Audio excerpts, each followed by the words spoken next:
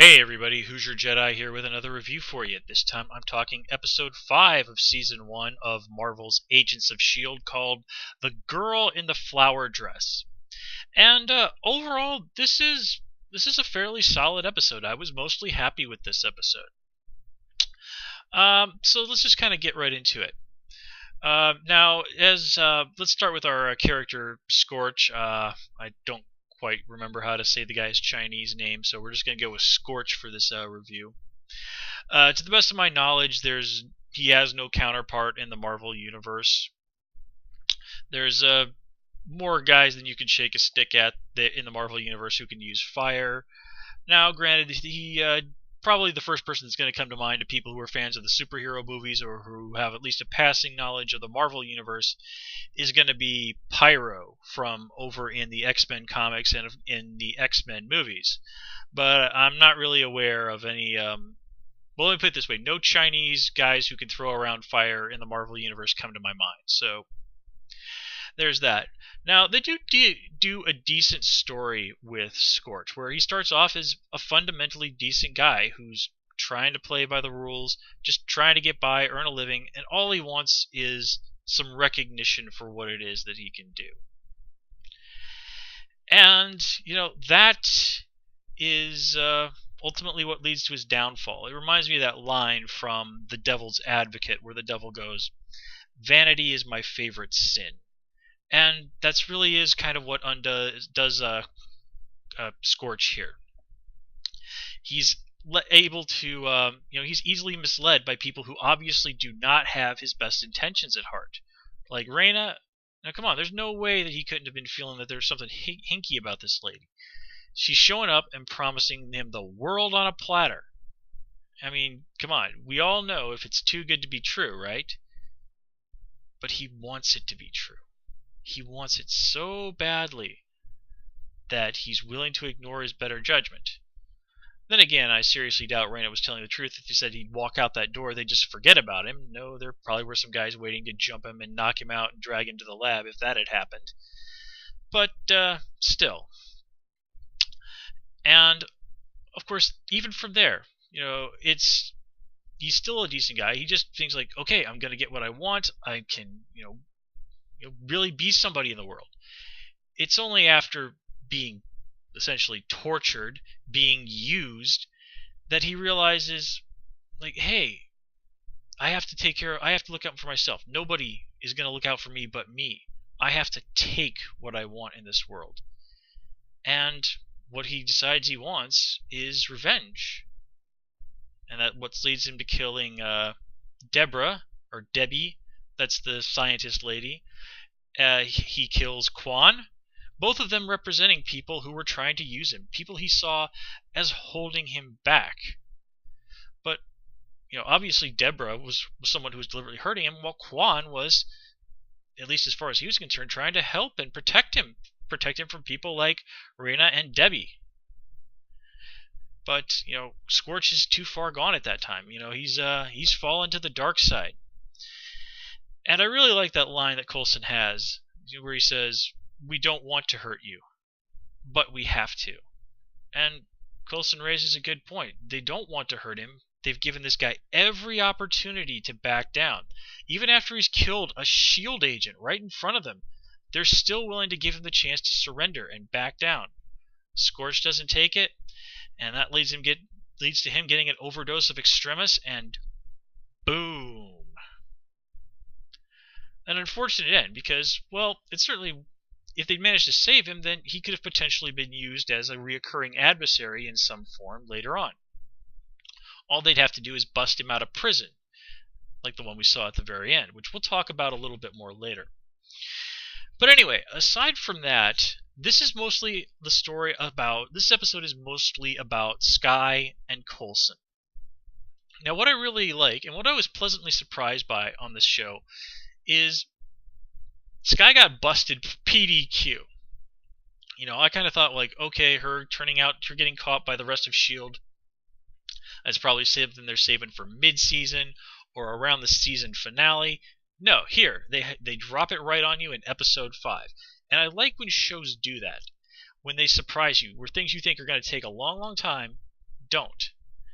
And that just means they've got more plot coming. This is the sort of thing that really I would have expected out of a show like Arrow. And I mean that as a compliment. I love Arrow. It's a wonderfully written show. And doing things like that is part of what makes Arrow so good. When I see something like this, it makes me think like, yes, okay, the show is really starting to find its feet now. Those sort of Joss Whedon twists in the plot are kicking in. Because until really now, for the most part, we have seen little bits of continuity and interconnectedness. For the most part, it's really just been kind of a case of the week thing. Obviously, stuff has been percolating in the background, but here's some stuff really pays off, and that is a significant contribution to the strength of this episode. Now getting into talking about Skye, since she's our main, basically our main character here. What I really like is, one, we get to see her just chilling with Ward, playing Battleship with him. I love Battleship. It's fun. I love it. I don't care if somebody sinks my Battleship, but God will I get pissed if you sink my aircraft carrier. It's the best piece. I love the aircraft carrier. Anyway, what I like about them is, okay, we've all noticed, of course, that Ward and Skye have an obvious attraction to each other. They're kind of flirting a little bit while they're playing Battleship. And what we're introduced here also is Skye's, for lack of a better term, let's just go with lover, Miles. And these are two men who represent these two very different sides of her life, these two different paths that she's walking. Miles is the rising tide guy, Ward is the S.H.I.E.L.D guy. And it's not really so much about choosing between either of these guys. I mean, obviously Skye and Miles have a lot of history. Ward, she doesn't really know that well, but she's obviously attracted to him, and his opinion of her, as we see from this early episode where she's all thrilled that he's complimenting her and stuff, Ward's opinion of her matters to her. Ward is somebody who, after Coulson, was surprisingly one of the first people to stick up for her. He chose to take responsibility, the sort of thing that could really come and bite him in the butt, of being her senior officer. And now Skye's gone and flushed all that down the toilet. And we see, though, through this episode that, for all his talk, Miles was a guy who did not stick to his principles. And Ward, well, whatever else he might be, Ward is a man who is pretty unquestionably committed to his principles. Skye's seen plenty of evidence of that. And also, she also saw in Ward that he's willing to consider other points of view. He's willing to concede that she, and in essence, the rising tide, do have a few points. We saw him do that really early on. He doesn't fully agree with everything they're saying, but he's willing to say, okay, maybe you have a point there, or I'm at least willing to consider your point of view. Miles, he's not that guy. Miles is a guy with tunnel vision. He's a very closed-minded guy who is not really willing to consider even the possibility that maybe there's a good reason why S.H.I.E.L.D is doing these things. Maybe the people that are doing this aren't monsters who are looking to oppress people or exploit them. Maybe they're genuinely good people who are trying to do good. Now, not for a moment should we ever think that S.H.I.E.L.D is all sunshine and kittens. No. The S.H.I.E.L.D orphanage thing, Skye's past, that we all see in this episode, that's pretty obvious that, yeah, there's some bad stuff going on at S.H.I.E.L.D. And, this whole S.H.I.E.L.D orphanage thing. Now, I don't really think, I've never seen anything quite like that in the comics. But then again, I guess we can't use Xavier's School for Gifted Youngsters in this show, huh? Not that I think Skye is a mutant or anything. I'm just making a possibly unnecessary X-Men reference because I really like X-Men. In fact, I was actually talking with somebody earlier today about a letter I had printed back in the old Generation X comics back in the 90s. Good series, that. Good series, that. Well, except for those really awful issues written by Larry Hama. Sweet God, were those awful. Anyway, moving on. Alright, now this episode also sees us with the return of Centipede. The guys from the first episode who are working on creating the army of super people for whatever nefarious reasons. I'm just for fun, I'm going to pretend that somehow MODOK is ultimately going to turn out to be involved in this, just for my own amusement. The truth is, we really have no idea who's behind this yet. And while I did find it amusing that they basically played off what they were doing in Hong Kong as research into insects, they made kind of the dumb mistake of saying centipedes. Why didn't you just, like, say you were researching dung beetles or something? That just strikes me as one of those things where the bad guys just have to be cute. Then again, look at the people we're dealing with. They gave him a name. Oh crap. So yeah, I guess we are dealing with this sort of thing. Being cute like that, guys, totally against what the evil overlord list says you should do. And remember, all smart villains read the evil overlord's list. All smart villains keep a little copy of the evil overlord list in their pocket at all times for review whenever necessary. Let me see. Oh yeah, speaking of things like that, tech and all that, did you guys notice that the little things that they use to blow the doors, where Coulson goes, "Oh, I love those things"?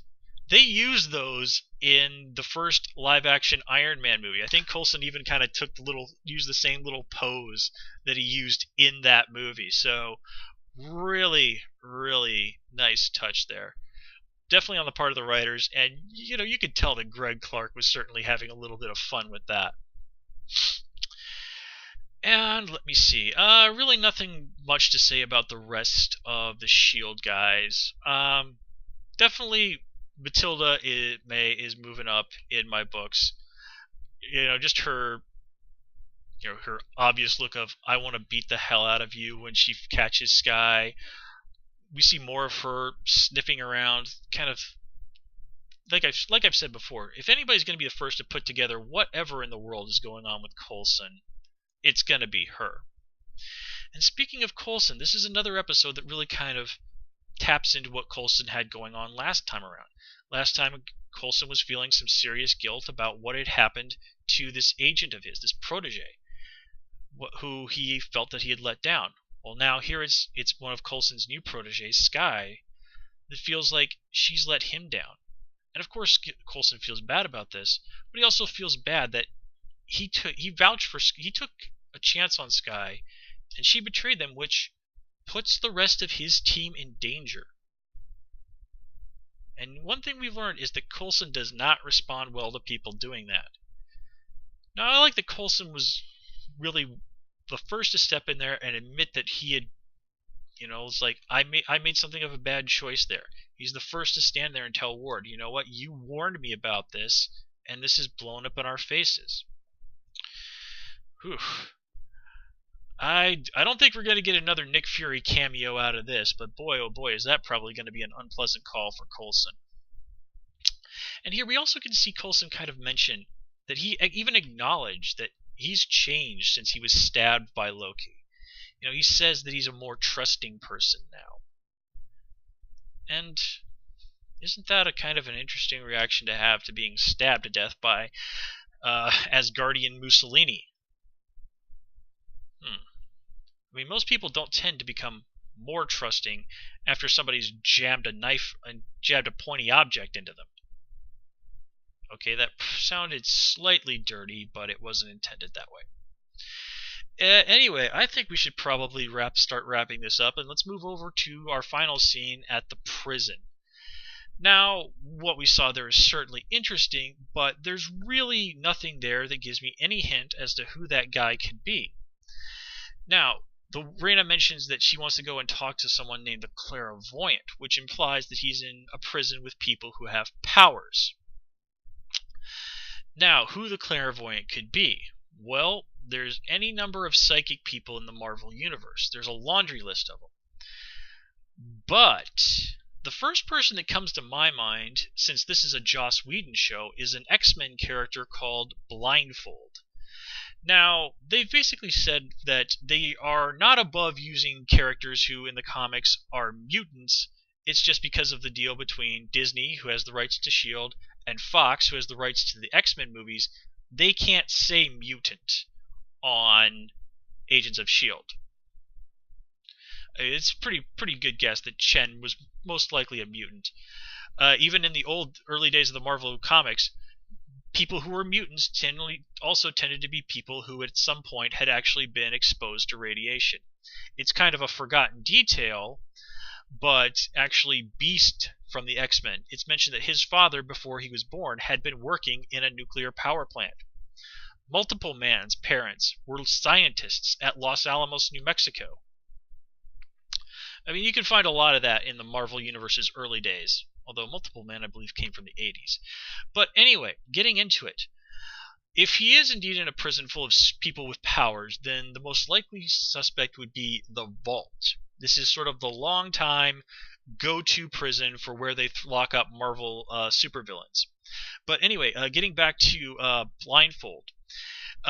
She's actually a teenage girl who was created by Joss Whedon during his stint as a writer on X-Men.